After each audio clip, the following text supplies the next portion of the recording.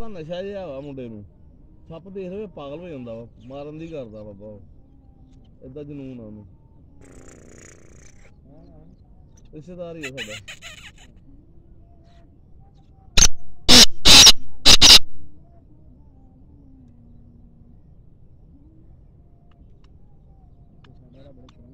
ਹੈ ਫੜਨਾ ਹੀ ਆ ਇਹ ਅਗਲੇ ਸਾਲ ਸੈੱਟ ਫੜੂਗਾ